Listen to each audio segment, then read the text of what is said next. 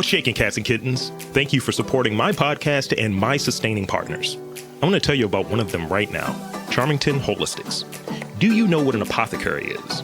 Well, an apothecary makes and provides medicines. Charmington Holistics specializes in all natural herbal remedies and is an apothecary. So, what's ailing you? Can't sleep? Got a stomach ache? Got the blues? Well, head on over to Charmington Holistics where you can find herbal support for anything you need. A personal blended tea, herbal tonic, and supplements can offer you an alternative to that Advil bottle, while an in-house herbalist listens to your needs as well. Charmington Holistics is your source for all things herbal.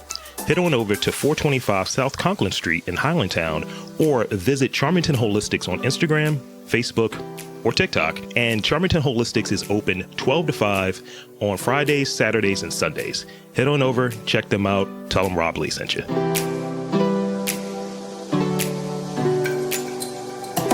Welcome to Getting to the Truth in This Art. I am your host, Rob Lee. And today, I am interviewing the executive director of the Maryland Art Place, Amy Cavanaugh. Welcome to the podcast. Thanks for having me. So thank you for stopping by to talk shop, to talk art with old Rob Lee here. So I want to start off with the vital stats. What's your background, and tell us about MAP and being in Bromo Seltzer. That's another thing that it's kind of developing, and COVID's not really helped it with developing, but it's an area where it's the new art location, in my opinion, that people should be paying attention to. I agree with you. Well, so first a little bit about me. My background is in music. I'm a conservatory trained cellist, and that is what I did for the majority of my life. Until I didn't. But I was actively playing up until about 6 years ago. And I did like all the orchestral work and toured. And then I was in bands for many, many years and played in many bands and recorded. And I was in a band here in Baltimore for 10 years. And I did that while I was at MAP actually for a while. But now I don't play as much, and I mostly support artists as opposed to be an artist. And in regards to Bromo, just to make a clarification, Maryland Art Place is in its building, and then the Bromo Seltzer Tower is down the street. Yes. Unaffiliated, and then we're all collectively in the Bromo district. So I completely agree with you that I think the Bromo district is thriving. As the chair of the board of the Bromo district, I think it's thriving.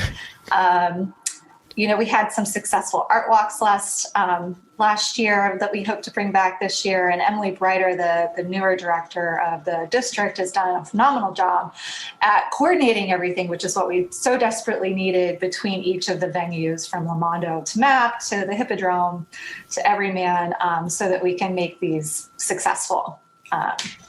So that's sort of like in a nutshell answer to those three questions. So the Maryland Art Place, like your role as an executive director there, what does that encompass? And like, what are some of the goals overall for the Art Place for those who are undipped? Because ultimately there are people who are here who are in Baltimore, like, I don't know what that place is. And there are people who travel here. It's like, they got that here. So give us a little bit of that for those who are undipped and uninitiated. Sure. I know it always surprises me, but then I realize there are a lot of people out there unfamiliar with MAP. We actually just celebrated our 40th anniversary last year, and I feel incredibly honored to be here at the helm during that period of time. I've been here for exactly 10 years this month. Congrats. Thank you. I've survived. So, MAP is really doing exactly what it set out to do in 1981, which is to support living artists. And at the time, in 1981, there was very little opportunity for living contemporary visual artists. The major museums didn't have the interest in contemporary art that they have today, or the focus. So it was a different climate, and there were just all these artists having, no recourse. The gallery structure and system was also a little elitist, and so therein MAP formed with the help of many wonderful people like Fred Lazarus from MICA, Freddie Gross and Marianne Mears, all these people who are still here today playing a role. And So the mission was to support living artists, and today that's still the case. I think now that we purchased our building in 1986, which is a 20,000 square foot, 5-story building, to hold exhibition space. Vacated it, moved to Power Plant Live, and came back to the building in 2014 under my leadership, which I'm very proud of. And so I think today we're still supporting living artists, but with a clarification that it's not just visual artists. The building supports all different types of disciplines. So got music studios here and, print press and all different types of artists. So I think that if anything, our work is just expanded, but still the same, if that makes sense. It does. And it's great to hear about just different resources that are around. And I know that in reading that you guys are doing really like great programming and things of that nature, albeit we have the COVID restrictions and such. So I would imagine that that's been modified in a way. So speak on some of that. You talked about the involvement earlier with like some of the art walk stuff, and I was on a few of those and they were very great. But speak a bit more about some of how you're achieving some of that support for the artists that are here. Yeah, we were in a really great position when COVID hit, ironically, because we had already been sort of looking at virtual platforms, and we had selected one before we knew that this was going to happen. So that's been our biggest way, has been sort of honing back to how we can help visual artists. And we've been using a platform to do online auctions and sales. So MAP has 2 major sales a year, one in the spring called Out of Order. Yeah. And anyone can show their work. You don't even have to be an artist. If you want to put a piece of loose leaf on the wall and call it art, you could technically do that. I don't encourage that, but you could. And then we have an affordable art sale in December every year called Under 500. Oh, yeah. So we have switched to doing hybrid between physical show and virtual show. And it's been pretty successful in that we've been able to reach a broader purchasing spectrum. So we're having buyers from out of state that would never be able to do this. So in many ways, we've been able to make lemonade out of lemons with a virtual platform. I wish, that translated to everything, but it doesn't. Yeah. So, I'm going to bring my loose leaf and I'm going to try to get myself over as, I'm just trying to be, diverse in my artism. So let's see. Actually, I'm going to skip ahead a little bit and come back to something, but I don't want to leave this point you were talking about there. So let's talk a little bit about the impact of like the creative economy in Baltimore, because I think in doing this podcast, and, for me, it's a learning experience, but also it's an opportunity to try to like amplify a conversation around arts and business and where they may intersect and where arts and community intersects. So speak a little bit about the creative economy here, because people don't think we have artists here, but we're a very creative city. So what kind of like numbers are out there? Ranges obviously, but what kind of numbers are out there about like the impact of art sales or people appreciating art or supporting art within Baltimore? Well, honestly, I wish there was more specific statistical information in regards to Baltimore, and I don't think that we're there yet. It would be great if there was a pool that really focused on that kind of stuff, and those conversations have been happening in some of the boardrooms that I've been in. But I can attest to the importance of the creative economy, just running a building. This is a business, and we have businesses in here, and we have a lot of recording businesses in here, and they are very much making money and paying rent and part of, our cultural economic development system here. Sure. That everyone likes to talk about. So, in Baltimore, the arts definitely create jobs. I think we could do a better job on a national level talking about what our cultural assets are. And I think somehow we kind of fail there, although it's getting better. We've got a lot of big names here like Joyce Scott. But there are other artists here too, both in the recording industry and performing industry and visual art industry that are not maybe getting the national press they deserve. Yeah. That sort of drifted from your creative economy question, but it plays a role. Totally. a lot of people think you have to go up to New York to buy art. That's not really true. It's not true at all. You'll find like a lot of great stuff in any city, and I think that I think arts and the small business. A lot of these people like that are selling art. They're entrepreneurs too, and that's like lost in the conversation a lot. And it's like you're both. You don't want to be, but you're both. And it has to be that acknowledgement of it. And I've talked to a few different like friends who are artists, and it was like, oh yeah, I sold a lot of stuff in Atlanta. And I was like, huh. And that works down there. Like only people are going to buy it from a certain place. It's like, you can get this right here. Yeah. Yeah.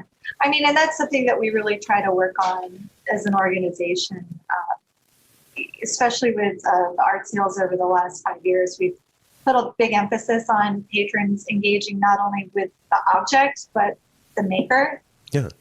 Specifically through our affordable art sale. Because a lot of times we've amplified the didactic on the wall. So it's not just saying the price, the medium, and the title of the artwork, and instead it's got, biographical information about the artist. So sometimes we'll have a patron who's like, oh, I'm from Mississippi too. And then somehow there's this connection, and the next thing you know, they're buying the work, or you went to that college. My son's going to that college, and it's small stuff like that, but it's really meaningful. Absolutely, people want to connect. Yeah, totally. So, in your role as an executive director, there's a litany of responsibilities, and I guess if you were to sum it up as like, it's going to be challenging, but to sum it up as maybe one or two like key like terms. So it's like, I'm an arts advocate, I'm an arts supporter, what have you.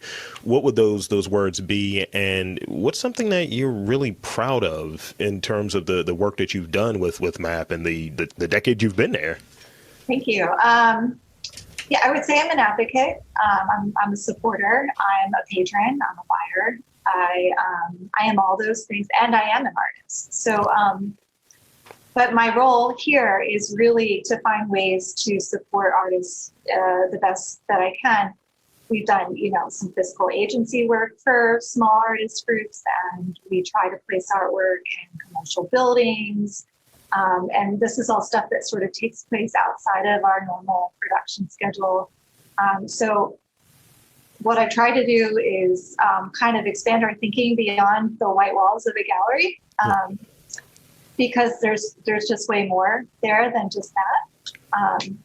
So that would explain my role. But what I'm most proud of, really, and I mentioned this before, is moving MAP back to the building it owns here on Saratoga Street. It was so important that we had connection at the street level with the community, and then we're also part of, a little ecosystem here in the Baltimore district.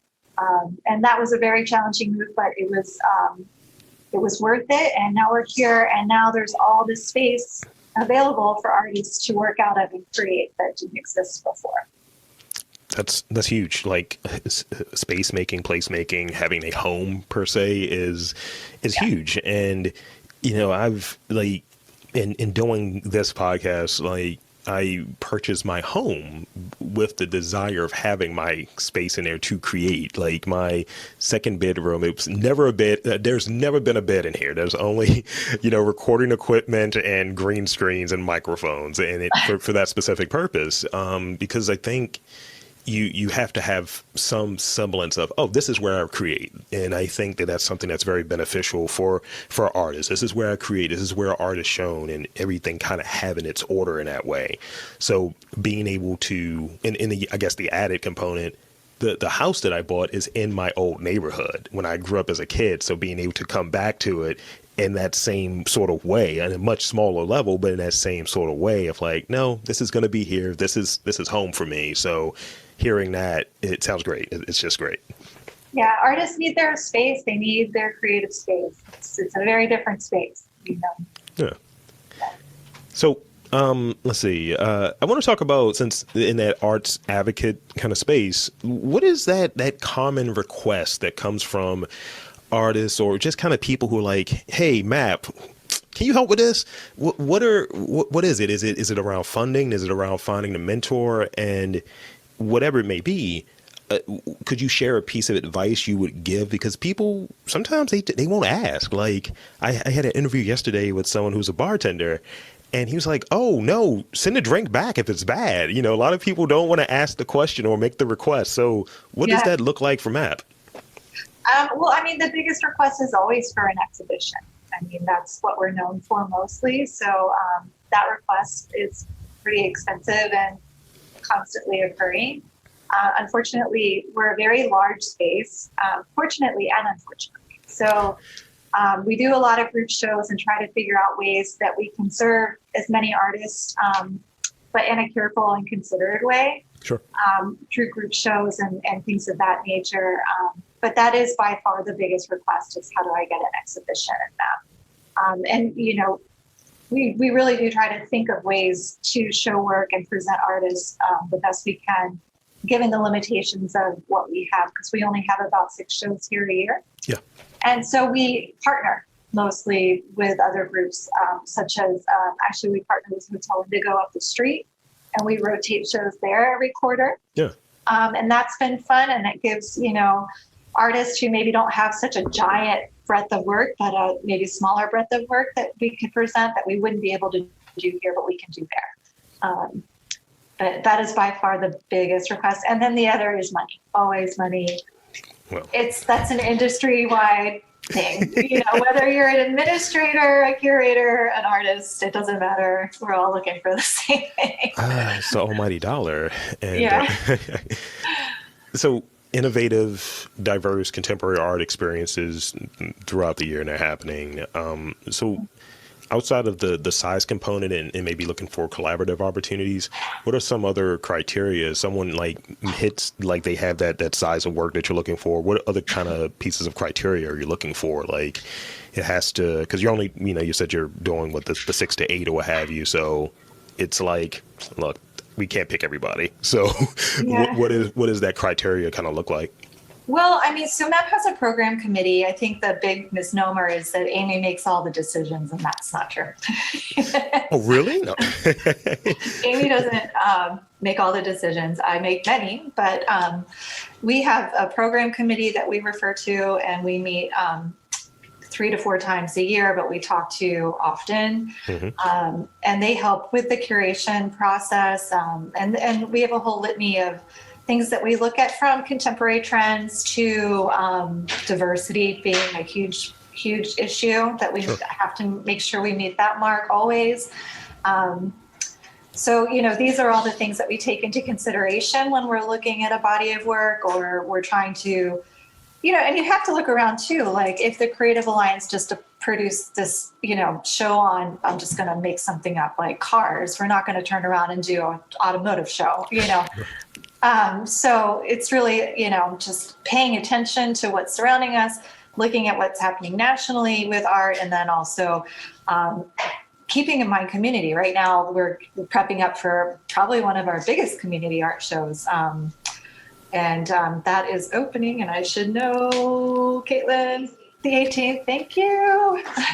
And it's interactive, so people can come draw on the walls, and there's bookmaking, and we'll have school groups in. And so that's, you know, that's a huge turn from what MAP normally does. So I guess, I hope I'm making a clear point. We try to keep things fresh and see where there may be holes in the city, things that aren't happening, that we can fill that gap.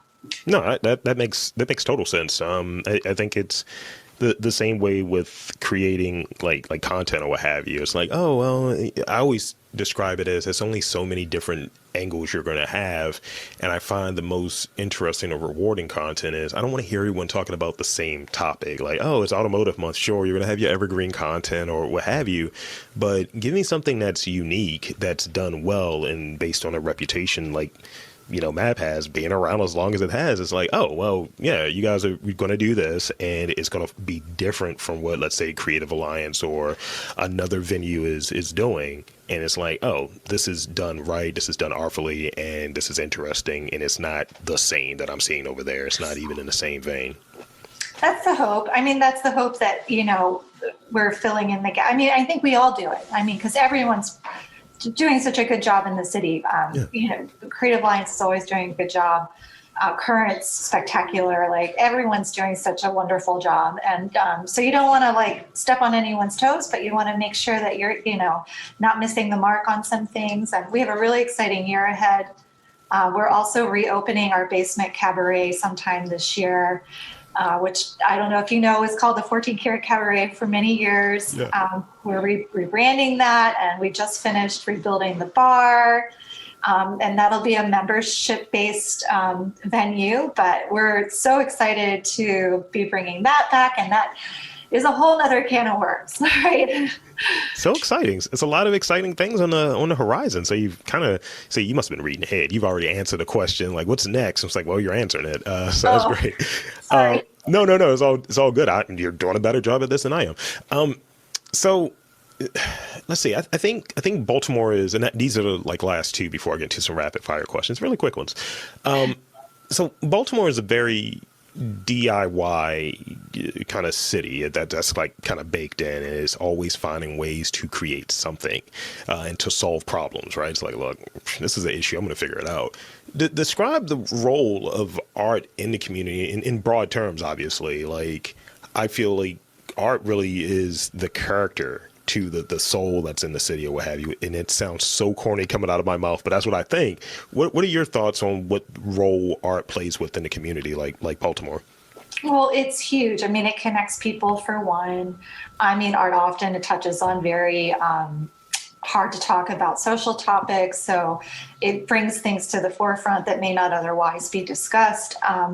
But I think the connection piece is really important. I mean, just as example, the Bromo district is putting wayfinding decals all over the district so that the venues are all kind of connected to each other. And when people come to visit, they're going to look at this art on the ground and they're going to go, oh, okay, now I go this way. And I mean, as simple as it is, it's really important, especially to a visitor who's not from here. So our art's really important in that regard. Yeah. And I think this next question actually is kind of echoing the same thing, but I think it speaks more to like maybe public art, but how do the arts make Baltimore specifically, like the communities here, feel like a little bit more livable and kind of stem that negative city reputation? Because, people will say, oh, this is happening. It's like, yeah, but that happens in any city. At least we got this as well. At least we have some art, or people are trying to bring attention to, let's say, maybe houses that are in disrepute, but it's like really good art over there. It's like we did these murals, but no one's paying attention when it was just condemned buildings. But now that there's murals, oh, let's go over there and check it out. What role can that play in kind of maybe bringing a city up and having more attention around it to kind of help solve some of the issues that are here? Well, I mean, I think that's it in a nutshell. I mean, taking vacant buildings and putting art in the windows, or temporarily using vacant storefronts, or having developers who have long projects that are sitting in neighborhoods have their spaces, being activated and used as opposed to dark. Yeah. All of that stuff has been proven over time, over years to be beneficial. I think safety is the biggest problem in Baltimore. People feeling safe, feeling like they can visit the city. And art is just a great way of solving that problem. Or helping, not solving, but definitely making it feel like we're investing in our own city. Our artists are investing in their own city.